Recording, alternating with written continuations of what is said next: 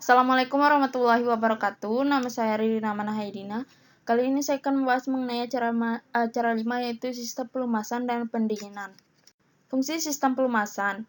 Yang pertama, sebagai pelumas. Fungsi yang pertama yaitu sebagai pelumas, yaitu melumasi bagian-bagian yang saling bersinggungan. Hal ini dilakukan untuk mencegah kehausan berlebih ketika bagian-bagian tersebut saling bergesekan.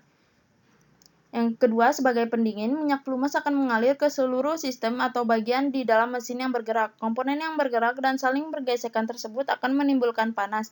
Minyak pelumas yang mengalir ke komponen tersebut akan menyerap panas yang ditimbulkan sehingga minyak pelumas berfungsi sebagai pendingin komponen-komponen mesin. Yang ketiga, sebagai perapat, minyak pelumas yang melumasi bagian-bagian mesin yang presisi yang menjadi perapat yang mencegah terjadinya kebocoran gas atau blow by gas. Contohnya yaitu saat pelumas melumasi bagian piston dan dinding silinder. Pada bagian ini, pelumas berfungsi sebagai perapat yang mencegah terjadinya kebocoran gas pada ruang di atas piston ke bagian bawah.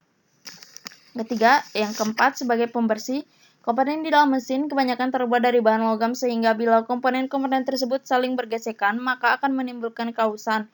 Kausan akan menyebabkan adanya bram-bram besi ini yang harus dibersihkan dari komponen yang saling bergesekan tersebut agar tidak menyebabkan kausan yang berlebihan. Yang kelima, pencegah karat. Komponen-komponen mesin sebagian besar terbuat dari logam. Komponen yang terbuat dari logam akan berkemungkinan terjadi karat. Karat dapat terjadi pada komponen-komponen di dalam mesin, akibatnya akan mudah membuat mesin rusak. Oleh sebab itu, komponen di dalam mesin harus bebas dari karat sehingga pelumas harus mampu mencegah timbulnya karat pada komponen di dalam mesin. Cara kerja sistem pelumas. Ketika mesin sudah dinyalakan, poros engkol akan membuat pompa oli bekerja. Hal itu menyebabkan input bekerja. Oli yang ada dalam pompa akan mengalir ke filter oli. Oli yang melewati filter akan disaring agar tidak ada kotoran yang terbawa masuk ke mesin. Setelah itu, oli akan mengalir ke atas mesin serta oil jet lewat oil feed. Ketika sudah sampai di atas mesin, poros cam serta rocker arm akan terlumasi dengan oli secara otomatis. Selanjutnya, oli akan kembali menuju carter lewat saluran di samping blok silinder. Oli akan melumasi piston serta connecting rod.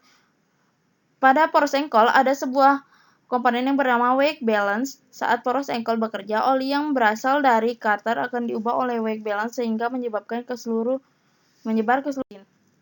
Sistem pelumasan wajib ada di setiap mesin, terutama pada mesin diesel, karena dapat menahan beban mesin, sehingga di sini untuk mengantisipasi gerusan bearing karena kontaknya poros dengan bearing.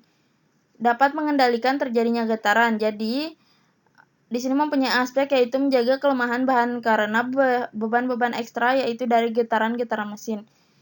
Dapat mencegah terjadinya korosi. Di sini korosi oleh uap air, lepasnya elektron, atau sebab-sebab lain.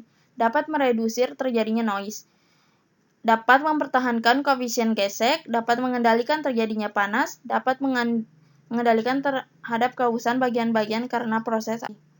Manfaat sistem pendinginan pada mesin diesel dapat mencegah terjadinya overheating. Panas yang dihasilkan oleh pembakaran campuran bahan bakar dengan udara di ruang bakar. Panas yang cukup tinggi dapat merusak logam atau bagian lain yang digunakan pada motor. Hal ini disebabkan karena logam dan minyak pelumas pada suhu yang tinggi akan merusak komponen-komponen pada mesin, dan apabila motor tidak dilengkapi dengan sistem pendingin, dapat merusak bagian-bagian dari motor tersebut. Yang kedua, mempertahankan temperatur udara. Temperatur motor harus dipertahankan agar selalu pada temperatur kerja yang efisien. Hal ini dapat dilakukan dengan menyerap panas yang dihasilkan oleh proses pembakaran yang berlebihan. Berputarnya kipas pendingin ketika mesin dalam kondisi panas dan katup termostat yang membuka dalam kondisi mesin pada suhu kerja. 3. Mempercepat motor mencapai temperatur kerja, mempermudah pencapaian suhu kerja pada awal pengoperasian mesin. 4. Memanaskan ruang di dalam ruang penumpang.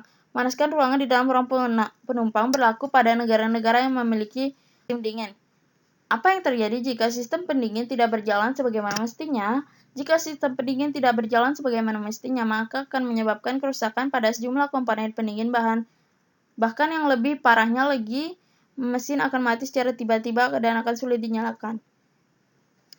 Demikian yang dapat saya sampaikan. Wassalamualaikum warahmatullahi wabarakatuh.